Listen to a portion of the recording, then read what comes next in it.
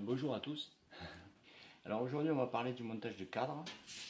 Alors on va partir sur le montage d'un cadre simple avec un fer plat très fin, mais le principe de montage, le principe de soudage et le principe d'assemblage, bon, on peut varier suivant les assemblages de bord qu'on veut faire, mais dans tous les cas le principe restera le même avec les contraintes qui resteront les mêmes.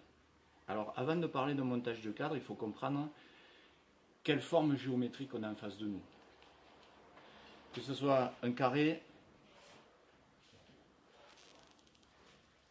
alors je ne sais pas si ça sort bien à la caméra, que ce soit un carré ou un rectangle, ces deux figures géométriques se composent de deux triangles rectangles dos à dos. Voilà. Triangle et rectangle parce qu'ils ont tous les deux un angle à 90 degrés, géométrie de base.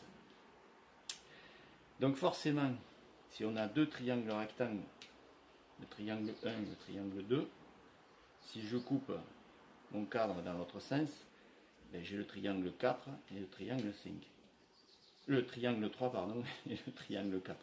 J'ai du mal à compter jusqu'à 4, c'est le matin. Ce qui signifie que je me retrouve en fait avec deux hypoténuses. Voilà, triangle rectangle, hypoténuse. Alors ça peut paraître un peu technique, mais c'est très simple à comprendre. C'est que notre intention est de comprendre comment on obtient un angle à 90 degrés.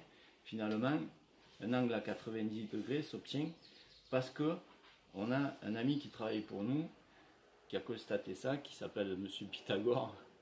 Et il a constaté que AB au carré plus, donc si j'appelle mon triangle ABC, je pars un peu direct parce que je suis censé m'adresser à des adultes, donc des gens qui connaissent la géométrie. ABC, AB au carré plus BC au carré est égal à AC au carré. Voilà, ça c'est Pythagore. Il me permet de connaître cette dimension-là. Mais finalement, dans mon raisonnement, je m'aperçois que cette dimension-là, si j'ai un angle à 90 ici, un rapport de mes dimensions de côté va me donner l'autre dimension. En parlant plus simplement, je m'aperçois que les diagonales d'un cadre carré ou d'un cadre rectangle doivent être identiques. C'est ce qui me permet de déterminer que je suis à 90 degrés dans mon angle. Alors peut-être vous vous dites, pourquoi faire comme ça? Alors que je pourrais très bien utiliser une équerre. Alors dans la méthode que je vais vous montrer, l'équerre, vous pouvez la jeter. Parce que dans ma méthode, je préconise de ne pas utiliser l'équerre justement. Par contre, ça va donner quelques contraintes. Alors on va commencer simplement.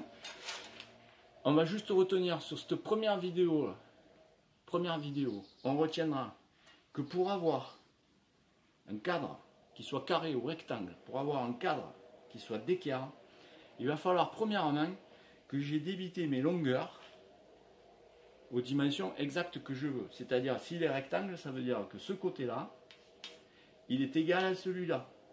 Je l'ai bien mesuré, je l'ai bien calibré. Et ce côté-là, il est égal à celui-là. Peu importe la coupe que j'ai fait, que ce soit à 45 degrés ou que j'arrive en coupe droite. Peu importe. Mon débit doit être exact. Ça, c'est la première chose que je retiens. La deuxième chose que je retiens, c'est que je ne vais pas utiliser l'équerre pour régler mes angles à 90 degrés, mais je vais utiliser mes diagonales, qui sont beaucoup plus précises et qui me permettent de travailler sur de très grandes longueurs. Parce que bien évidemment, quand je monte un cadre qui fait 20 cm de côté, si j'utilise une équerre, ça va suffire. Maintenant, si je monte un cadre qui fait 6 mètres de long, ce qui est souvent le cas en ferronnerie, et bien évidemment, les écarts de cette taille-là, je vais avoir du mal. Donc, je vais utiliser les diagonales pour régler les choses avec beaucoup plus de précision. Donc, il faut retenir ces deux points. Mon débit doit être exact et je vais travailler selon les diagonales. Voilà, ça sera ça pour la première vidéo. Maintenant, on va faire la deuxième vidéo qui va se concentrer sur la préparation des bords du joint de soudage.